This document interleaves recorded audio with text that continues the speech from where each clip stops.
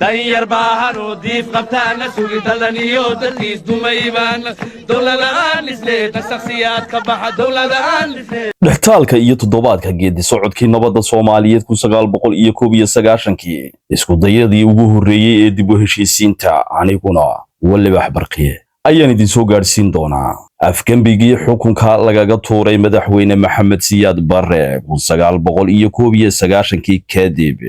waxaa dhacay labadii shir ee ugu horeeyay oo ahaa heshiisiintii loo goon lahaa dib in loogu unko dawladda Soomaaliyeed haddaba waxay ka dhaceen dalka Djibouti bilihii June iyo July 1991kii lix urur ayaa ka qayb galay shirkaas waxaana shirka loogu ayiday in Cali Mahdi Maxamed uu noqdo madaxweynihii Soomaaliya laakiin waxa isla markiiba go'aankaas ka hor yimid oo qaadacay General Maxamed Farax Aidiid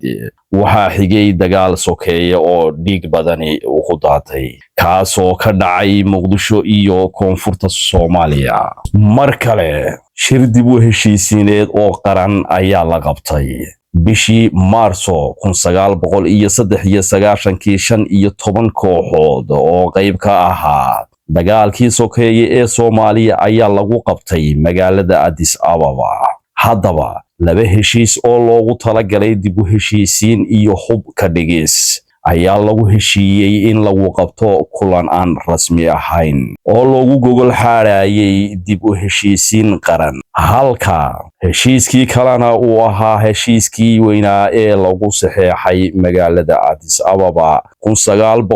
1993kii kaasoo natiijadii ka soo baxday shirweynaha qaran ee dib u heshiisiineed uu noqday mid aan guuleysan la socda qaybaha dambe ee aan soo gelin doono haddii eebba idmo oo xiiso leh